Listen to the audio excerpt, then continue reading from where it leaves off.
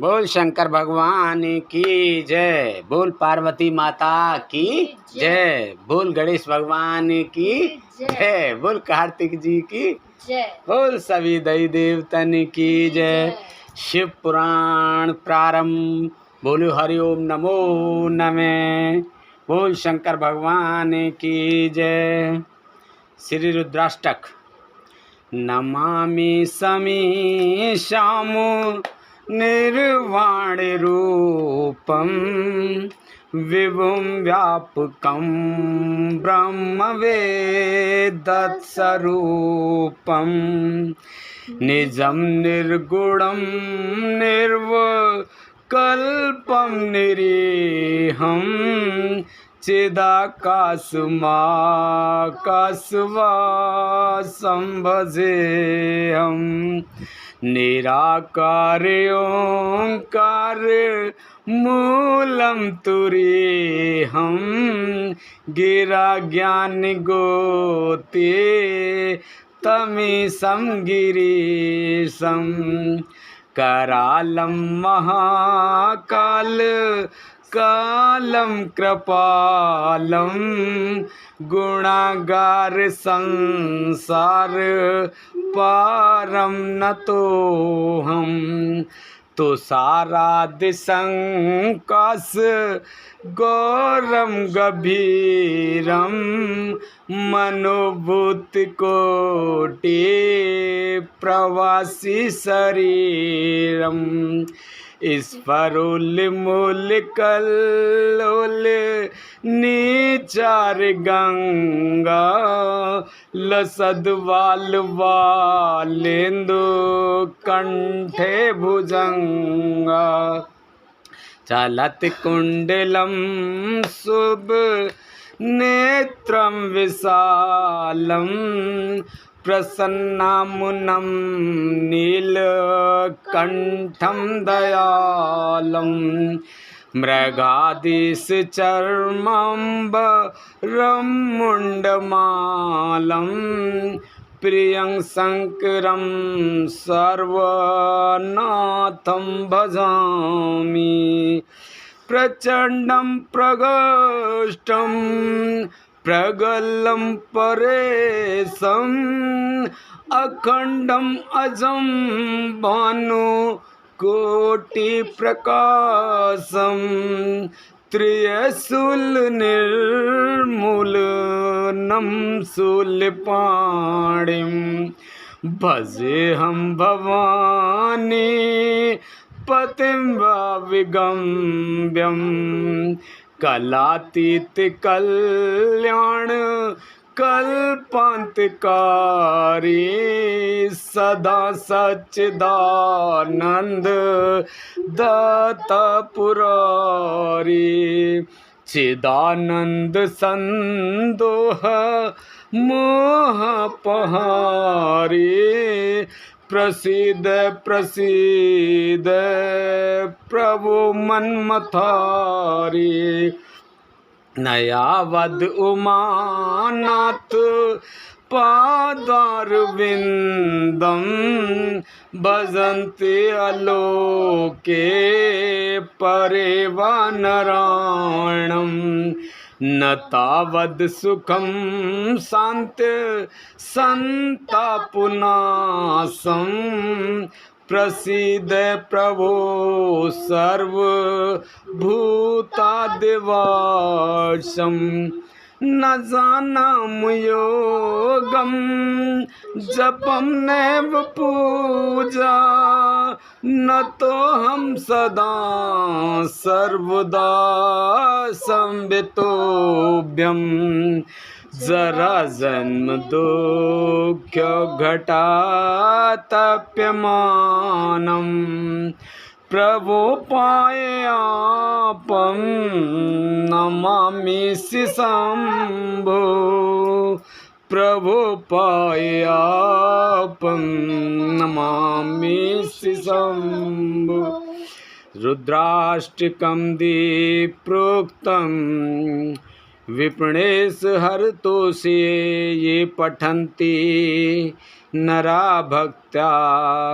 तेषां शंभु प्रसीदते सुन विनती सर्वज्ञ शिव देख विप्र अनुराग नव मंदिर वाणी भये तो हे दुजवर वर मांग जो प्रसन्न प्रभु मोहि पर नाथ दीन पर ने निज पर भक्ति देहो प्रभु पुंदु सरवर दे तब माया बस जीव जड़ संकट फिरहि बिलान तिन पर क्रोध न कीजिए कृपा सिंधु भगवान शंकर दीन दयाल अबु मुँह पर हो कृपाल सात अनुग्रह होत ही नाथ तोर ही काल सियापत रामचंद्र पत जय शरणम शंकर हरि ओम जय जय सिया राम जय जय हनुमान हरि की जय मंगल भवने अमंगल हारी द्रवौ से दशरथ अजर बिहारी। बोल शंकर भगवान की जय। सभी भक्तों शिव पुराण में आपका हार्दिक अभिनंदन है। सभी भक्तों पर भोले बाबा अपनी कृपा बरसाएं। सावन के उपलक्ष्य में शिव पुराण का आरंभ करने जा रहे हैं। सभी भक्त प्रतिदिन शिव पुराण का आनंद उठाएं और भगवान की भक्ति में मन लगाएं। भोले बाबा सब पर अपनी कृपा बरसाएंगे। बोलो शंकर भगवान की जय। शिव पुराण का सरल भाषा में हिंदी रूपांतर शिव पुराण महात्म्यम। पहला अध्याय। सूत जी द्वारा शिव पुराण की महिमा का वर्णन। श्री शौनक जी ने पूछा, महाज्ञानी सूत जी, आप संपूर्ण सिद्धांतों के ज्ञाता हैं, कृपया मुझसे पुराणों के सार का वर्णन करें। ज्ञान और वैराग्य सहित भक्ति से प्राप्त विवेक की वृद्धि कैसे होती है तथा साधु पुरुष कैसे अपने काम क्रोध आदि विकारों का निवारण करते हैं। इस कलयुग में सभी जीव आसुरी स्वभाव के हो गए हैं, अतः कृपा करके मुझे ऐसा साधन बताइए जो कल्याणकारी एवं मंगलकारी हो तथा पवित्रता लिए हो।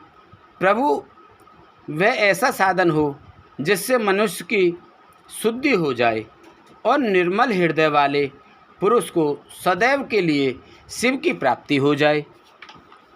श्री सूत जी ने उत्तर दिया, शौनक जी, आप धन्य हैं, क्योंकि आपने मन में पुराण कथा को सुनने के लिए अपार प्रेम व लालसा है।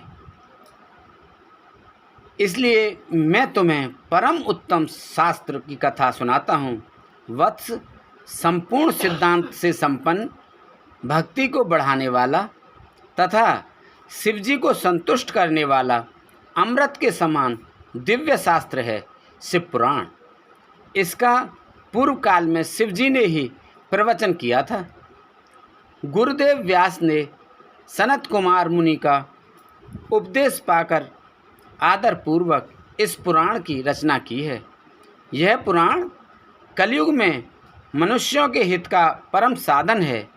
शिव पुराण परम उत्तम शास्त्र है। इस पृथ्वी लोक में सभी मनुष्यों को भगवान शिव के विशाल स्वरूप को समझना चाहिए। इसे पढ़ना एवं सुनना सर्व साधन है। यह मनोवांछित फलों को देने वाला है। इससे मनुष्य निष्पाप हो जाता है तथा इस लोक में सभी सुखों का उपयोग करके अंत में शिवलोक को प्राप्त करता है। सब सुखों का उपभोग करके। शिव पुराण में 24,000 श्लोक हैं, जिसमें 7 संहिताएं हैं। शिव पुराण परमात्मा परम ब्रह्म के समान गति प्रदान करने वाला है। मनुष्य को पूरी भक्ति एवं संयम पूर्वक इसे सुनना चाहिए। जो मनुष्य प्रेम पूर्वक नित्य इसको बाँचता है या इसका पाठ करता है या सुनता है, वह निस्संदेह पुण्यात्मा है। भगवान शिव उस विद्वान पुरुष पर प्रसन्न होकर उसे अपना धाम प्रदान करते हैं। प्रतिदिन आदर पूर्वक शिव पुराण का पूजन करने वाले मनुष्य संसार में संपूर्ण भोगों को भोगकर भगवान शिव के पद को प्राप्त करते हैं। वे सदा सुखी रहते हैं। शिव पुराण में भगवान शिव का सर्वस्व है। इस लोक और परलोक में सुख की प्राप्ति के लिए आदर पूर्वक इसका सेवन करना चाहिए। यह निर्मल शिव पुराण धर्म, अर्थ, काम और मोक्ष रूप चारों पुरुषार्थों को देने वाला है। अतः सदा प्रेम पूर्वक इसे सुनना एवं पढ़ना चाहिए। दूसरा अध्याय देवराज को शिवलोक की प्राप्ति। चंचुला का संसार से वैराग्य। श्री शौनक जी ने कहा, आप धन्य हैं सूत जी, आप परमार्थ तत्व के ज्ञाता हैं। आपने हम पर कृपा करके हमें ये अद्भुत और दिव्य कथा सुनाई है। भूतल पर इस कथा के समान कल्याण का और कोई साधन नहीं है। आपकी कृपा से यह बात हमने समझ ली है। सूत जी, इस कथा के द्वारा कौन से पापी शुद्ध होते हैं, उन्हें कथा पूर्वक बताकर इस जगत को कृतार्थ कीजिए। सूत जी बोले, मुनि ध्यान से सुनिए। जो मनुष्य पाप, दुराचार तथा काम, क्रोध, मद, लोभ में निरंतर डूबे रहते हैं, वे भी शिव पुराण पढ़ने अथवा सुनने से शुद्ध हो जाते हैं तथा उनके पापों का पूर्णतया नाश हो जाता है। इस विषय में मैं तुम्हें एक कथा सुनाता हूँ। देवराज ब्राह्मण की कथा। बहुत पहले की बात है कि रातों के नगर में देवराज नाम का एक ब्राह्मण रहता था। वह ज्ञान में दुर्बल, गरीब, रस बेचने वाला तथा वैदिक धर्म से विमुक्त था। वह स्नान संध्या नहीं करता था तथा उसमें वैश्य व्रति बढ़ती ही जा रही थी। वह भक्तों को ठगता था। उसने अनेक मनुष्यों को मारकर उन सब का धन हड़प लिया था। उस पापी ने थोड़ा सा भी धन धर्म के काम में नहीं लगाया था। वह वैश्यगामी तथा आचार भ्रष्ट था। एक दिन वह घूमता हुआ देवयोग से प्रतिष्ठानपुर झूसी प्रयाग जा पहुंचा। वहां उसने एक विशाल शिवालय देखा जहां बहुत से साधु महात्मा एकत्र हुए थे। देवराज वहीं ठहर गया। वहां रात में उसे ज्वर आ गया और उसे बड़ी पीड़ा होने लगी। वहीं पर एक ब्राह्मण देवता शिव पुराण की कथा सुना रहे थे। ज्वर में पड़ा देवराज भी ब्राह्मण के मुख से शिव कथा को निरंतर सुनता रहता था। एक मास बाद देवराज ज्वर से पीड़ित अवस्था में चल बसा। यमराज के दूत उसे बांधकर यमपुरी ले गए। तभी वहाँ शिवलोक से भगवान शिव के पार्षदगण आ गए। वे कर्पूर के समान उज्जवल थे। उनके हाथ में त्रिशूल, संपूर्ण शरीर पर भस्म और गले में रुद्राक्ष की माला उनके शरीर की शोभा बढ़ा रही थी। उन्होंने यमराज के दूतों को मार पीट कर देवराज को यमदूतों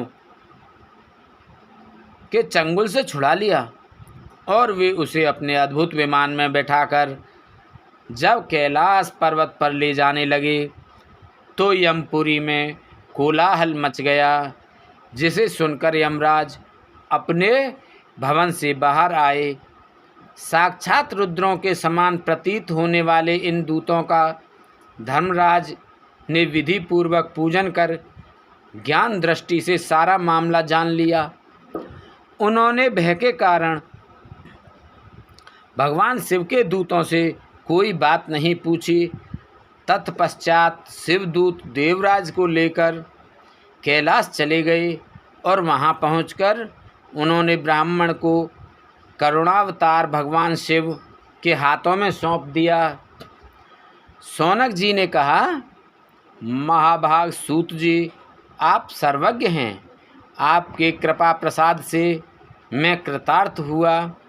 इस इतिहास को सुनकर मेरा मन आनंदित हो गया है।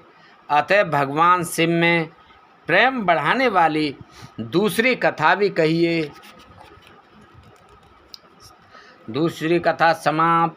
तीसरा अध्याय शुरू। बोलो हरिओम नमो नमः। विदुंग ब्राह्मण की कथा। विदुंग ब्राह्मण की कथा।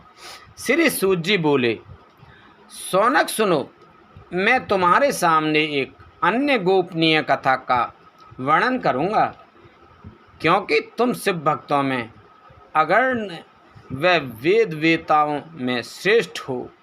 समुद्र के निकटवर्ती प्रदेश में वासकल नामक गांव है, जहां वैदिक धर्म से विमुख महापापी मनुष्य रहते हैं। वे सभी दुष्ट हैं एवं उनका मन दूषित विषय भोगों में ही लगा रहता है। वे देवताओं एवं भाग्य पर विश्वास नहीं करते। वे सभी कुटिल वृत्ति वाले हैं, किसानी करते हैं और विभिन्न प्रकार के अस्त्र शस्त्र रखते हैं। वे व्यभिचारी हैं। वे इस बात से पूर्णतः अनजान हैं कि क्या ज्ञान, वैराग्य तथा संधर्म ही मनुष्य के लिए परम पुरुषार्थ है। वे सभी पशु बुद्धि हैं। अन्य समुदाय के लोग भी उन्हीं की तरह बुरे विचार रखने वाले, धर्म से विमुख हैं। वे नित्य कुकर्म में लगे रहते हैं एवं सदा विषय भोगों में डूबे रहते हैं। वहाँ की स्त्रियाँ भी बुरे स्वभाव की, स्वेच्छाचारिणी, पाप में डूबी, कुटिल सोच वाली और व्यभिचारिणी हैं।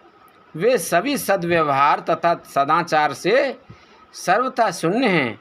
वहाँ सिर्फ दुष्टों का निवास है। वासकल नामक गांव में विदुंग नाम का एक ब्राह्मण रहता था। वह अधर्मी, दुरात्मा एवं महापापी था। उसकी स्त्री बहुत सुंदर थी। उसका नाम चंचुला था। वह सदा उत्तम धर्म का पालन करती थी, परंतु विदुंग वैश्यागामी था। इस तरह कुकर्म करते हुए बहुत समय व्यतीत हो गया। उसकी स्त्री काम से पीड़ित होने पर भी स्वधर्म नाश के भय से कलेश सहकर भी काफ़ी समय तक धर्म भ्रष्ट नहीं हुई, परंतु आगे चलकर वह भी अपने दुराचारी पति के आचरण से प्रभावित होकर दुराचारिणी और अपने धर्म से विमुख हो गई। इस तरह दुराचार में डूबे हुए उन पति पत्नी का बहुत सा समय व्यर्थ बीत गया। वैश्यागामी, दूषित बुद्धि वाला वह दुष्ट ब्राह्मण विदुंग समयानुसार मृत्यु को प्राप्त हो गया, नरक में चला गया। बहुत दिनों तक नरक के दुखों को भोगकर वह मूढ़ बुद्धि पापी विंध्याचल पर्वत पर भयंकर पिशाच हुआ। इधर उस दुराचारी विदुंग के मर जाने पर वह चंचुला नामक स्त्री बहुत समय तक पुत्रों के साथ अपने घर में रहती रही। पति की मृत्यु के बाद वह भी अपने धर्म से गिरकर पर पुरुषों का संग करने लगी थी। सतियां विपत्ति में भी अपने धर्म का पालन करना नहीं छोड़ती। यही तो तप है। तब कठिन तो होता है, लेकिन इसका फल मीठा होता है। विषय इसी सत्य को नहीं जानता। इसीलिए वह विषयों के विष फल का स्वाद लेते हुए भोग करता है। एक दिन देवयोग से किसी पुण्य पर्व के आने पर वह अपने भाई बंधुओं के साथ गोकर्ण क्षेत्र में गई। उसने तीर्थ के जल में स्नान किया एवं बंधुजनों के साथ यत्र तत्र घूमने लगी। घूमते घूमते वह एक देव मंदिर में गई। वहाँ उसने एक ब्राह्मण के मुख से भगवान शिव की परम पवित्र एवं मंगलकारी कथा सुनी। कथावाचक ब्राह्मण कह रहे थे कि जो स्त्रियां व्यभिचार करती हैं वे मरने के बाद जब यमलोक जाती हैं तब यमराज के दूत उन्हें तरह तरह के यंत्रणा देते हैं। वे उसके कामांगों को तप्त लोह दंडों से दागते हैं। तप्त लोह के पुरुष से उसका संसर्ग कराते हैं। ये सारे दंड इतनी वेदना देने वाले होते हैं कि जीव पुकार पुकार कर कहता है कि जब वह ऐसा नहीं करेगा, लेकिन यमदूत उसे छोड़ते नहीं। कर्मों का फल तो सभी को भोगना पड़ता है। देव ऋषि मनुष्य सभी इससे बंधे हुए हैं। ब्राह्मण के मुख से यह वैराग्य बढ़ाने वाली कथा सुनकर चंचुला भय से व्याकुल हो गई। कथा समाप्त होने पर सभी लोग वहाँ से चले गए। तब कथा बाँचने वाले ब्राह्मण देवता से चंचुला ने कहा, हे ब्राह्मण, धर्म को न जानने के कारण मेरे द्वारा बहुत बड़ा दुराचार हुआ है। स्वामी मेरे ऊपर कृपा कर मेरा उद्धार कीजिए। आपके प्रवचन को सुनकर मुझे इस संसार से वैराग्य हो गया है। मुझ मूढ़ चित्त वाली पापनी को धिक्कार है। मैं निंदा के योग्य हूँ। मेरे बुरे विषयों में फंसकर अपने धर्म से विमुख हो गई थी। कौन मुझ जैसी कुमार्ग में मन लगाने वाली पापनी का साथ देगा। जब यमदूत मेरे गले में फंदा डालकर मुझे बांध कर ले जाएंगे और नरक में मेरे शरीर के टुकड़े करेंगे, तब मैं कैसे उन महायातनाओं को सहन कर पाऊंगी। मैं सब प्रकार से नष्ट हो गई हूँ, क्योंकि अभी तक मैं हर तरह से पाप में डूबी रही हूँ। हे ब्राह्मण, आप मेरे गुरु हैं, आप ही मेरे माता पिता हैं। मैं आपकी शरण में आई हूँ। मुझ अबला का अब आप ही उद्धार कीजिए। सूत जी कहते हैं, सोनक इस प्रकार विलाप करती हुई चंचुला ब्राह्मण देवता के चरणों में गिर पड़ी। तब ब्राह्मण ने उसे कृपा पूर्वक उठाया। तीसरा अध्याय समाप्त। बोलो भोलेनाथ की जय। चौथा अध्याय शुरू। चंचुला की शिव कथा सुनने में रुचि और शिवलोक गमन। ब्राह्मण बोले, नारी, तुम सौभाग्यशाली हो जो भगवान शंकर की कृपा से तुमने वैराग्यपूर्ण शिव पुराण की कथा सुनकर समय से अपनी गलती का एहसास कर लिया है। तुम डरो मत और भगवान शिव की शरण में जाओ। उनकी परम कृपा से तुम्हारे सभी पाप नष्ट हो जाएंगे। मैं तुम्हें भगवान शिव की कथा सहित वह मार्ग बताऊंगा जिसके द्वारा तुम्हें सुख देने वाली उत्तम गति प्राप्त होगी।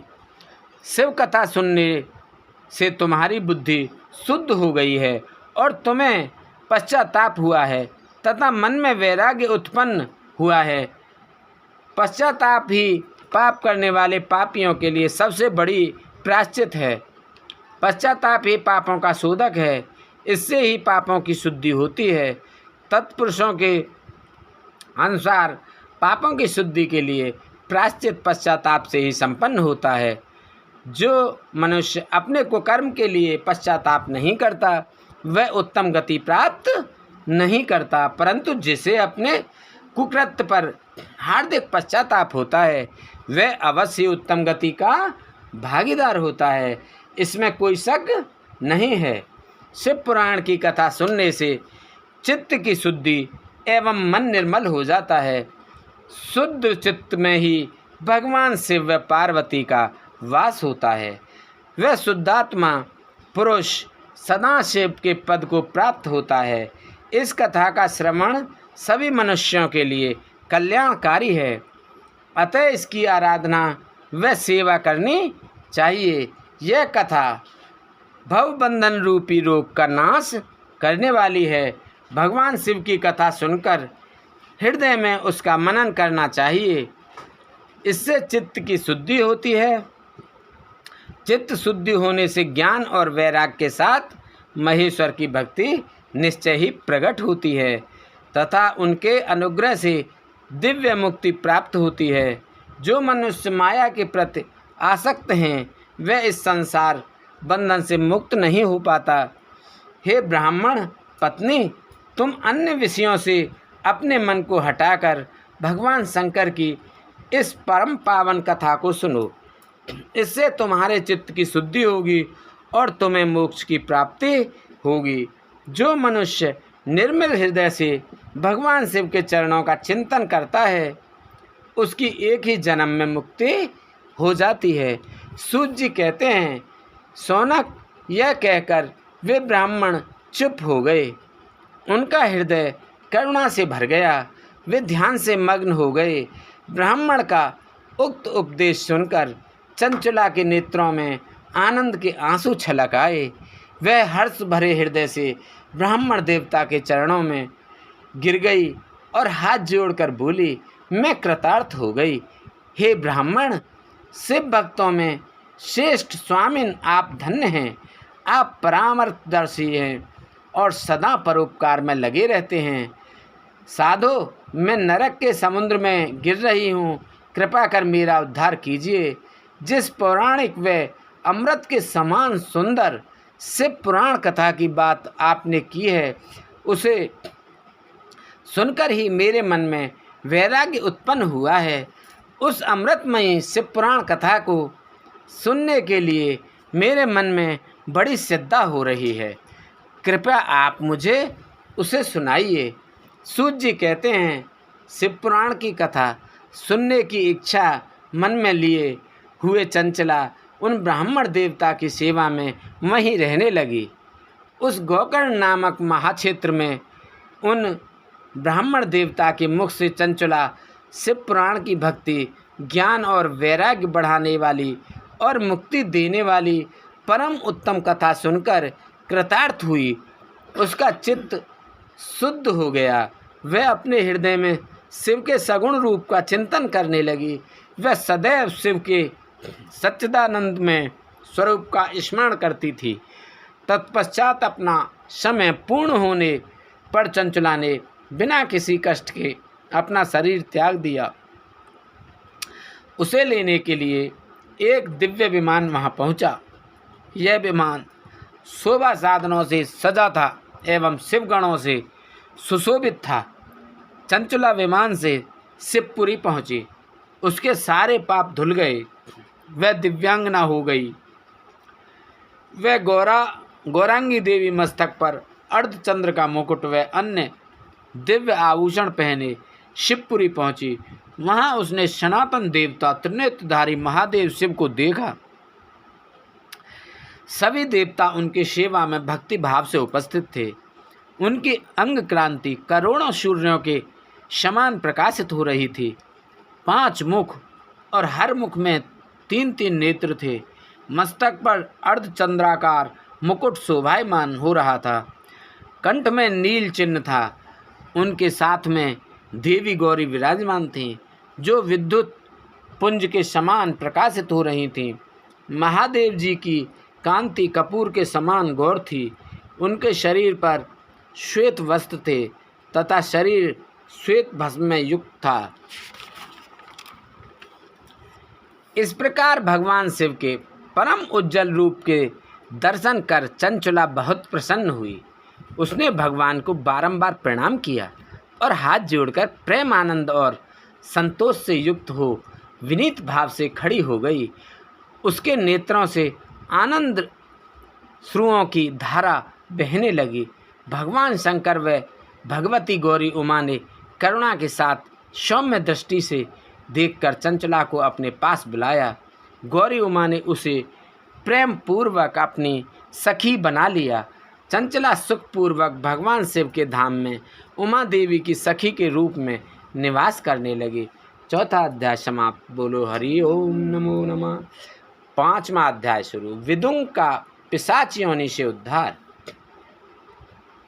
सूत जी बोले, शौनक, एक दिन चंचला आनंद में मग्न उमा देवी के पास गई और दोनों हाथों को जोड़कर उनकी स्तुति करने लगी। चंचला बोली, हे गिरिराज नंदिनी, स्कंद माता उमा, आप सभी मनुष्यों एवं देवताओं द्वारा पूज्य तथा समस्त सुखों को देने वाली हैं। आप शंभु प्रिया हैं, आप ही सगुणा और निर्गुणा हैं।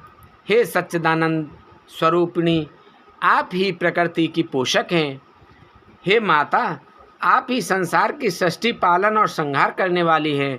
आप ही ब्रह्मा, विष्णु और महेश को उत्तम प्रतिष्ठा देने वाली परम शक्ति हैं। सूर्य कहते हैं, शौनक, सद्गति प्राप्त चंचला इस प्रकार देवी की स्तुति कर शांत हो गई। उसकी आंखों में प्रेम के आंसू उमड़ आए।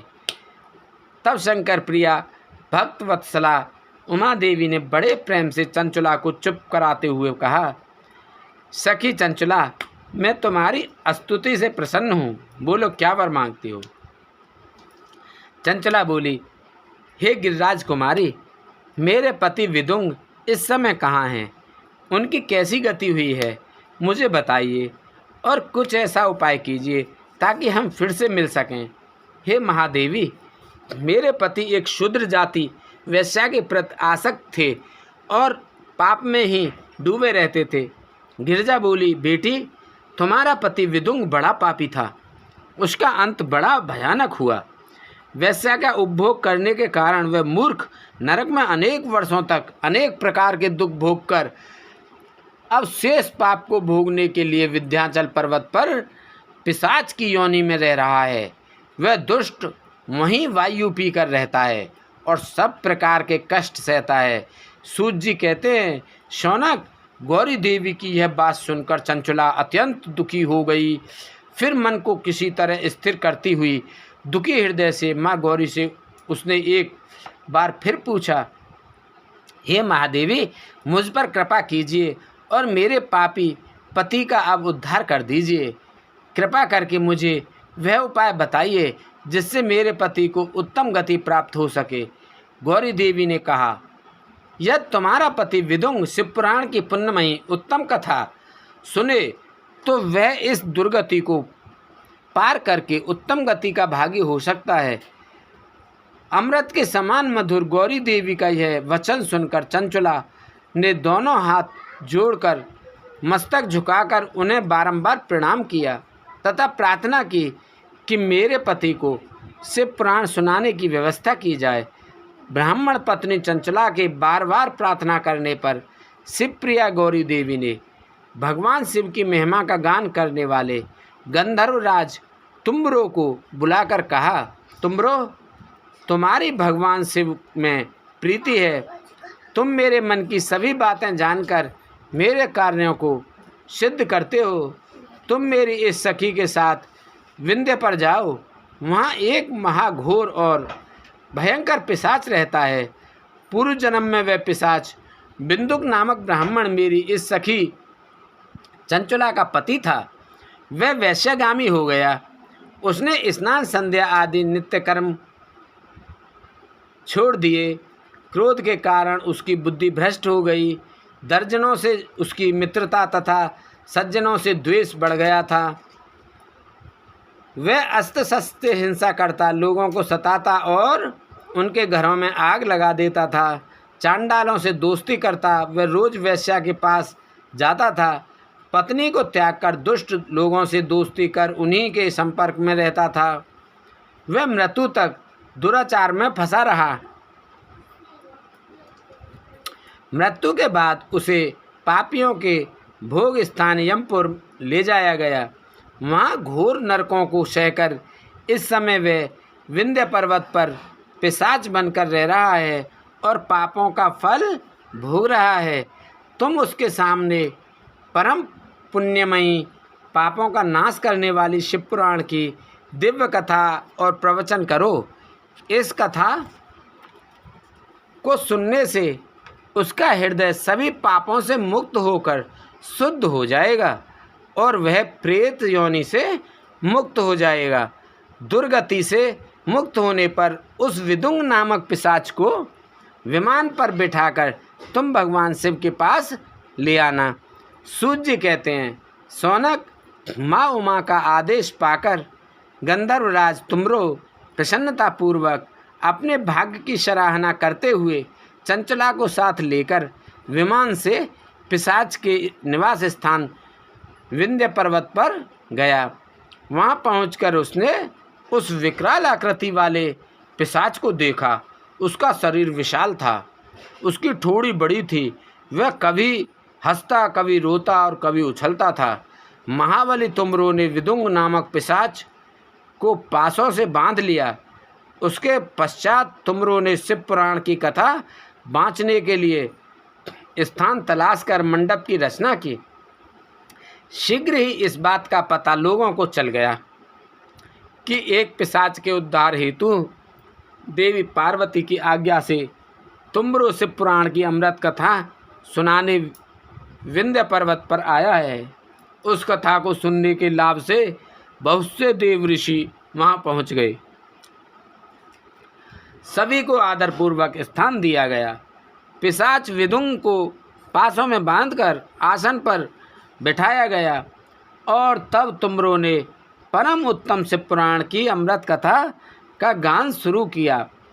उसने पहली विद्वेश्वर संहिता से लेकर 7वीं वायु संहिता तक शिव पुराण की कथा का स्पष्ट वर्णन किया। 7 संहिताओं सहित शिव पुराण को सुनकर सभी श्रोता कृतार्थ हो गए। परम पुण्य में शिव पुराण को सुनकर पिशाच सभी पापों से मुक्त हो गया और उसने पिशाच शरीर का त्याग कर दिया। शीघ्र ही उसका रूप दिव्य हो गया, उसका शरीर गौर वर्ण का हो गया। शरीर पर श्वेत वस्त्र एवं पुरुषों के आभूषण आ गए। इस प्रकार दिव्य देहधारी होकर विदुंग अपनी पत्नी चंचुला के साथ स्वयं भी भगवान शिव का गुणगान करने लगा। उसे इस दिव्य रूप में देखकर सभी को बहुत आश्चर्य हुआ। उसका मन परम आनंद से परिपूर्ण हो गया। सभी भगवान महेश्वर के अद्भुत चरित्र को सुनकर कृतार्थ हो गए। उनका यशोगान करते हुए अपने अपने धाम को चले गए। विदुंग अपनी पत्नी चंचुला के साथ विमान में बैठकर शिवपुरी की ओर चल दिया। महेश्वर के गुणों का गान करता हुआ विदुंग अपनी पत्नी चंचुला व तुमरो के साथ शीघ्र ही शिवधाम पहुंच गया। भगवान शिव व देवी पार्वती ने उसे अपना पार्षद बना लिया। दोनों पत्नी सुखपूर्वक भगवान महेश्वर एवं देवी गौरी के श्री चरणों में अविचल निवास पाकर धन्य हो गए। 5वां अध्याय समाप्त। बोलो हरिओम नमो नमः। 6ठा अध्याय शिव पुराण के श्रवण की कथा। शिव पुराण के श्रवण की विधि।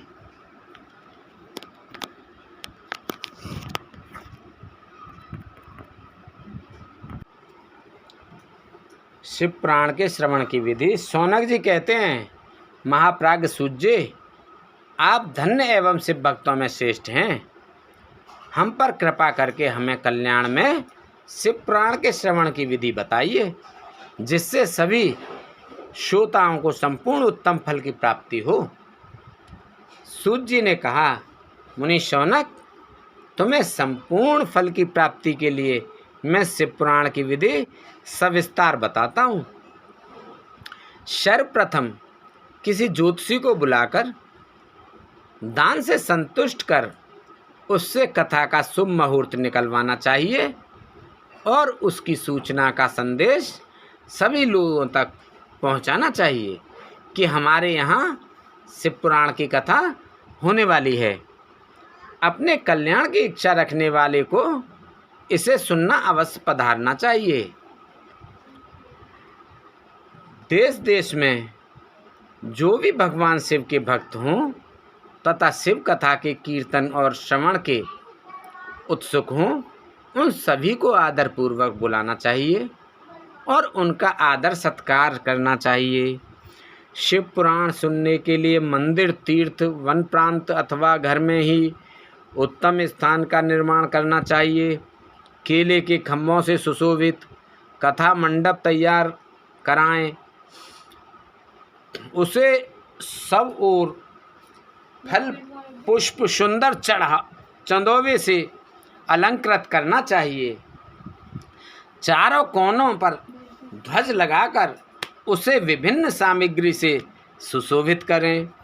भगवान शंकर के लिए भक्ति पूर्वक दिव्य आसन का निर्माण करना चाहिए तथा कथावाचक के लिए भी दिव्य आसन का निर्माण करना चाहिए।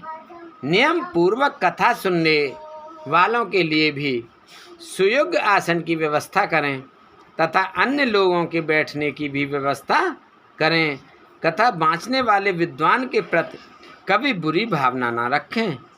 संसार में जन्म तथा गुणों के कारण बहुत से गुरु होते हैं, परंतु उन सब में पुराणों का ज्ञाता ही परम गुरु माना जाता है।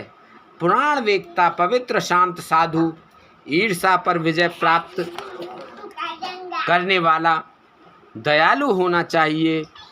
ऐसे गुणों मनुष्य को इस पुण्यमयी कथा को बाँचना चाहिए।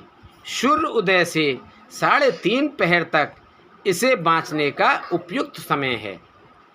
मध्याह्न काल में 2 घड़ी तक कथा बंद रखनी चाहिए ताकि लोग मलमूत्र का त्याग कर सकें।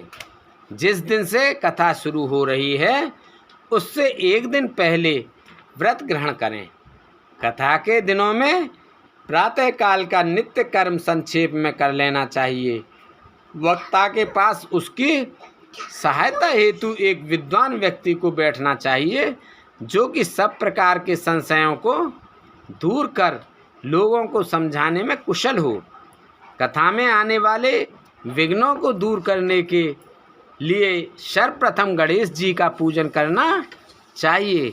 भगवान शिव व शिव पुराण की भक्ति भाव से पूजा करें। तत्पश्चात श्रोता तन मन से शुद्ध होकर आदर पूर्वक शिव पुराण की कथा सुने। जो वक्ता और श्रोता अनेक प्रकार के कर्मों से भटक रहे हों, काम आदि 6 विकारों से युक्त हों, वे पुण्य के भागी नहीं हो सकते। जो मनुष्य अपनी सभी चिंताओं को भूलकर कथा में मन लगाते हैं, उन शुद्ध बुद्धि मनुष्यों को उत्तम फल की प्राप्ति होती है। 6वां अध्याय समाप्त। बोलो भोलेनाथ की जय। 7वां अध्याय श्रोताओं द्वारा पालन किए जाने वाले नियम। सूत जी बोले, शौनक, शिव पुराण सुनने का व्रत लेने वाले पुरुषों के लिए जो नियम हैं उन्हें भक्ति पूर्वक सुनो। शिव पुराण की पुण्यमयी कथा नियम पूर्वक सुनने से बिना किसी विघ्न बाधा के उत्तम फल की प्राप्ति होती है। दीक्षा रहित मनुष्य को कथा सुनने का अधिकार नहीं है, अतः पहले वक्ता के से दीक्षा ग्रहण करनी चाहिए। नियम पूर्वक कथा सुनने वाले मनुष्य को ब्रह्मचर्य का अच्छी तरह से पालन करना चाहिए। उसे भूमि पर सोना चाहिए, पत्तल में खाना खाना चाहिए तथा कथा समाप्त होने पर ही अन्न ग्रहण करना चाहिए। समर्थ मनुष्य को शुद्ध भाव से शिव पुराण की कथा की समाप्ति तक उपवास रखना चाहिए और एक ही बार भोजन करना चाहिए। गरिष्ठ अन्न, दाल, जलान, सेम, मसूर तथा बासी अन्न नहीं खाना चाहिए। गरिष्ठ अन्न, दाल, जला अन्न, सेम, मसूर तथा बासी अन्न नहीं खाना चाहिए। जिसने कथा का व्रत ले रखा हो उसे प्याज, लहसुन, हींग, गाजर, मादक वस्तु तथा आमिष कही जाने वाली वस्तुओं को त्याग देना चाहिए। ऐसा मनुष्य प्रतिदिन सत्य, शौच, दया, मौन, सरलता, विनय तथा हार्दिक उदारता आदि सद्गुणों को अपनाए तथा साधु संतों की निंदा का त्याग कर नियम पूर्वक कथा सुने। सकाम मनुष्य इस कथा के प्रभाव से अपनी अविष्ट कामना प्राप्त करता है और निष्काम मोक्ष प्राप्त करता है। सभी स्त्री पुरुषों को विधि विधान से शिव पुराण की उत्तम कथा को सुनना चाहिए। महर्षि शिव पुराण की समाप्ति पर श्रोताओं को भक्तिपूर्वक भगवान शिव की पूजा की तरह पुराण पुस्तक की पूजा भी करनी चाहिए तथा इसके पश्चात विधि पूर्वक वक्ता का भी पूजन करना चाहिए। पुस्तक को रखने के लिए नया और सुंदर बस्ता बनाएं। पुस्तक व वक्ता की पूजा के उपरांत वक्ता की सहायता हेतु बुलाए गए पंडित का भी सत्कार करना चाहिए। कथा में पधारे अन्य ब्राह्मणों को भी अन्न धन का दान दें। गीत वाद्य और नृत्य से उत्सव को महान बनाएं। विरक्त मनुष्य को कथा समाप्ति पर गीता का पाठ करना चाहिए तथा ग्रस्त को श्रवण कर्म की शांति हेतु होम करना चाहिए। होम रुद्र संहिता के श्लोकों द्वारा अथवा गायत्री मंत्र के द्वारा करें। यदि हवन करने में असमर्थ हों तो भक्तिपूर्वक शिव सहस्त्र नाम का पाठ करें। कथा श्रवण संबंधी व्रत की पूर्णता के लिए शहद से बनी खीर का भोजन 11 ब्राह्मणों को कराकर उन्हें दक्षिणा दें। समर्थ मनुष्य 3 तोले सोने का एक सुंदर सिंहासन बनाएं और उसके ऊपर लिखी अथवा लिखाई शिव पुराण की लिखी पोथी विधि पूर्वक स्थापित करें तथा पूजा करके दक्षिणा चढ़ाएं। फिर आचार्य का वस्त्र आभूषण एवं गंध से पूजन करके दक्षिणा सहित वह पुस्तक उन्हें भेंट कर दें। शौनक इस पुराण के दान के प्रभाव से भगवान शिव का अनुग्रह पाकर मनुष्य भव बंधन से मुक्त हो जाता है। शिव पुराण को विधि पूर्वक संपन्न करने पर यह संपूर्ण फल देता है तथा भोग और मोक्ष प्रदान करता है। मुने शिव पुराण का सारा महात्म्य जो संपूर्ण फल देने वाला है मैंने तुम्हें सुना दिया है। अब आप और क्या सुनना चाहते हो? श्रीमान, शिव पुराण सभी पुराणों के माथे का तिलक है। जो मनुष्य सदा भगवान शिव का ध्यान करते हैं, जिनकी वाणी शिव के गुणों की स्तुति करती है और जिनके दोनों कान उनकी कथा सुनते हैं, उनका जीवन सफल हो जाता है। वे संसार के सागर से पार हो जाते हैं। ऐसे लोग इहलोक और परलोक में सदा सुखी रहते हैं। भगवान शिव के सच्चिदानंद में स्वरूप का स्पर्श पाकर ही समस्त प्रकार के कष्टों का निवारण हो जाता है। उनकी महिमा जगत के बाहर और भीतर दोनों जगह विद्यमान है। उन अनंत आनंद स्वरूप परम शिव की मैं शरण लेता हूँ। शिव पुराण विद्वेश्वर संहिता। ओम जय शिव ओंकारा स्वामी भज शिव ओंकारा। ब्रह्मा विष्णु सदा शिव, ब्रह्मा विष्णु सदा शिव, हरदांगी धारा। ओम जय शिव ओंकारा, जय शिव ओंकारा स्वामी हर शिव ओंकारा। ब्रह्मा विष्णु सदा शिव, ब्रह्मा विष्णु सदा शिव, अर्धांगिनी धारा। ओम जय शिव ओंकारा। एकानन चतुरानन पंचानन राज, स्वामी पंचानन राज। हंसानन गरुड़ासन, हंसानन गरुड़ासन, रसवाहन साज।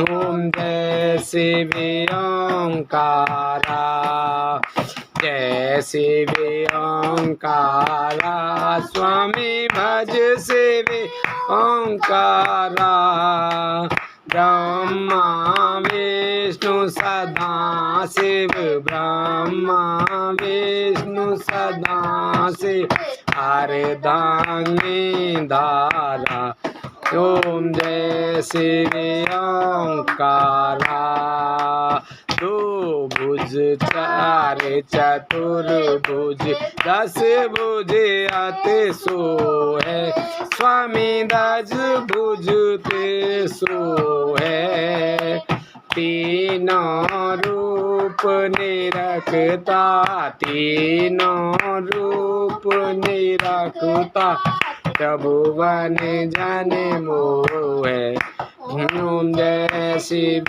ओंकारा जय शिव ओंकारा स्वामी भज शिव ओंकारा ब्रह्मा विष्णु सदा शिव ब्रह्मा विष्णु सदा शिव अर्धांगी धारा ओम जय शिव ओंकारा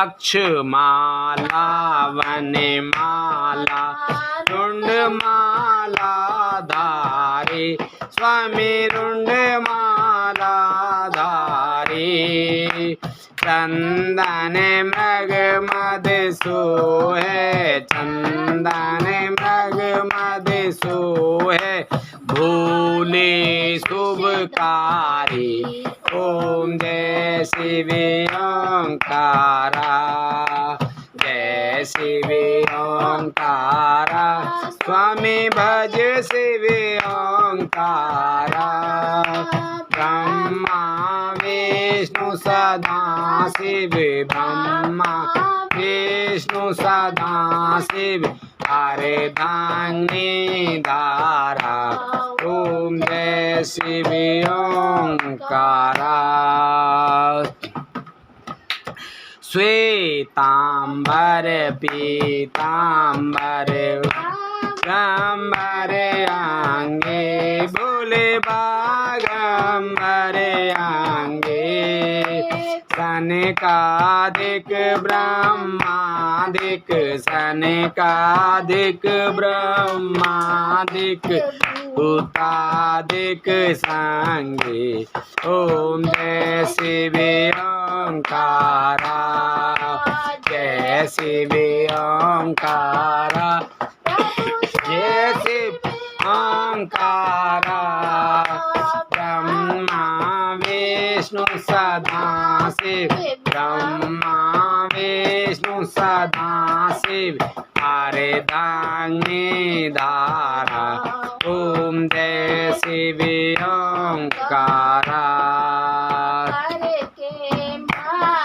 कमंडल चक्र त्रिशूल धरता स्वामी चक्र त्रिशूल धरता जग करता जग भरता जग करता जग भरता जग पालन करता ओम जय शिव ओंकारा जय शिव ओंकारा स्वामी जय शिव ओंकारा ब्रह्मा विष्णु सदा शिव ब्रह्मा विष्णु सदा शिव अर्धांगी धारा ओम जय शिव ओंकारा ब्रह्मा विष्णु सदा शिव जानते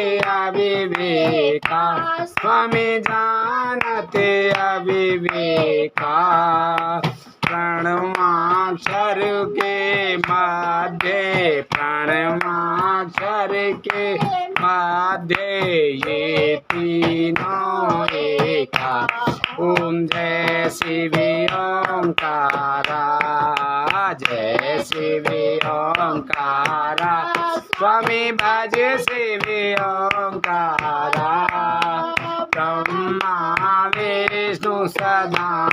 शिव ब्रह्मा विष्णु सदा शिव अर्धांगिनी धारा ओम जय शिव ओंकारा। त्रिगुणेश्वरमय जी की आरती जो कोई नरे गावे, स्वामी जो कोई नरे गावे, कहते शिवानंद स्वामी कहते हरि हरे स्वामी मन वांछित फल पावे। ओम जय शिव ओंकारा, जय शिव ओंकारा, स्वामी भज शिव ओंकारा। ब्रह्मा विष्णु सदा शिव ब्रह्मा विष्णु सदा शिव अर्धांगिनी धारा ओम जय शिव ओंकारा। बोल नाथ की जय, बोल शंकर भगवान की जय। जय शंकर शंकर जय शंकर कैलाशपति। जय गोरा गोरा जय गोरा जय पार्वती। जय शंकर शंकर जय शंकर कैलाशपति। जय गोरा गोरा जय गोरा माँ पार्वती। जय शंकर जय शंकर कैलाशपति। जय गोरा जय गोरा माँ पार्वती। जय शंकर जय कृपान शंकर जय शंकर कैलाशपति। जय गोरा जय गोरा माँ पार्वती। जय शंकर जय शंकर कैलाशपति। जय गोरा जय गोरा माँ पार्वती। जय शंकर जय शंकर कैलाशपति। जय गोरा जय गोरा माँ पार्वती। जय शंकर जय शंकर कैलाशपति। जय गोरा जय गोरा माँ पार्वती। शंकर जय शंकर कैलाशपति। जय गोरा जय गोरा माँ पार्वती। बोल भोलेनाथ की जय, बोल गणेश भगवान की जय, बोल माता पार्वती की जय, बोल हर हर महादेव शंभू।